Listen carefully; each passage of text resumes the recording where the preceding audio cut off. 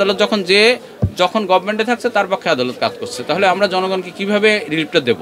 আমাদের রিলিফ দেওয়ার মতো কোনো সুযোগ সুবিধা নেই। আমরা এখন এই রিলিফ জনগণকে দিতে পারছি না। পাবলিক যেন এই সুযোগ সুবিধা পায়, সাধারণ মানুষ যেন হয়রানির শিকার না হয়, এটাই আমাদের চাওয়া। আমরাও কোর্ট কাছারিতে দেখছি যে আমরা সেভাবে সুফল পাচ্ছি না, অর্থাৎ আমরা মানুষকে রিলিফ দিতে পারছি না। আমরা কিভাবে রিলিফ দিতে পারবো?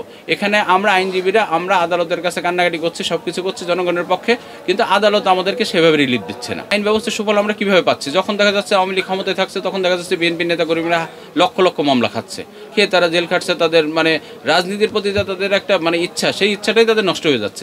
2007 সালে জুডিশিয়াল সেপারেশন হয়। এই জুডিশিয়াল সেপারেশনের সময় আমরা আদালতে একটা বিশ্বাস করেছিলাম যে যেহেতু জুডিশিয়ারি সেপারেশন হলো গভর্নমেন্টের থেকে, তো যেহেতু জুডিশিয়াল সেপারেশন হয়েছে, আমরা হয়তো জুডিশিয়ারির কাছ থেকে এরকম কিছু পাবো যে জনগণ তাদের কাছ থেকে জুডিশিয়াল সেপারেশনের একটা সুযোগ সুবিধা পাবে। কিন্তু এখন দেখা যাচ্ছে যে লঙ্কায় যায় সেই হয় রাবণ, অর্থাৎ যে ক্ষমতায় যাচ্ছে জুডিশিয়ারি তার নিয়ন্ত্রণে চলে যাচ্ছে। আর ক্ষমতায় গেলে যদি জুডিশিয়ারি নিয়ন্ত্রণে চলে যায়, তাহলে এই যে জুডিশিয়াল সেপারেশনটা হলো 2007 সালের দিকে, সেই জুডিশিয়াল সেপারেশনের কোনো বেনিফিট তো জনগণ পাচ্ছে না। এখানে দেখা যাচ্ছে যে রাষ্ট্রযন্ত্র সেই নিয়ন্ত্রণ করতেছে, এবং সেই রাষ্ট্রযন্ত্র তাদের যে বিরোধী দল আছে তাদের উপরে তারা এই জুডিশিয়ারিকে তারা হাতিয়ার হিসেবে ব্যবহার করছে। আর এই হাতিয়ার হিসেবে ব্যবহার করা যতদিন পর্যন্ত বন্ধ না হবে, ততদিন পর্যন্ত এই দেশের জনগণ এই আইন ব্যবস্থার কোনো সুফল পাবে না। কারণ রাজনীতির দিকের থেকে মানুষ মুখ ফিরিয়ে নিচ্ছে। এরপরে দেখা যাচ্ছে যখন আওয়ামী লীগ ক্ষমতা থেকে চলে যাচ্ছে, তখন দেখা যাচ্ছে তাদের বিরুদ্ধে হাজার হাজার মামলা হচ্ছে। এই যে মামলা হচ্ছে, রাষ্ট্রযন্ত্র যে একজন আরেকজনকে রাজনৈতিকভাবে ঘায়েল করার জন্য এই যে জুডিশিয়ারিকে ব্যবহার করা হচ্ছে, এর কারণে আমাদের দেশের জনগণ এই জুডিশিয়ারির কাছ থেকে মুখ ফিরিয়ে নিচ্ছে। কারণ তারা এখান থেকে কোনো বেনিফিট পাচ্ছে না। কারণ বেনিফিট কীভাবে পাওয়া সম্ভব?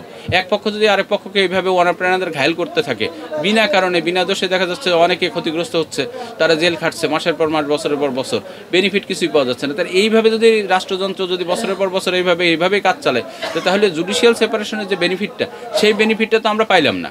এই বেনিফিটটা তো আমরা এখনও পর্যন্ত, যে সেপারেশনটা হলো তার কারণে যে বেনিফিটটা জনগণ পাওয়ার কথা ছিল, সেই বেনিফিটটা তো আমরা আজও পর্যন্ত এর কোনো সুফল দেখতে পাইনি।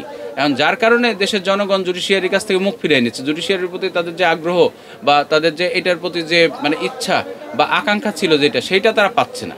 এবং যেহেতু সেটা তারা পাচ্ছে না, সেহেতু আমরা যেটা মনে করি, আদালত জিনিসটা বুঝছে না। আমরা যেটা মনে করি যে অতি সত্বর আমাদের যারা গভর্নমেন্ট যেই ক্ষমতায় আসুক না কেন, সে যেন অন্তত এই জুডিশিয়াল সেপারেশনের সুযোগ সুবিধাটা অন্তত যেন পাবলিককে দেয়।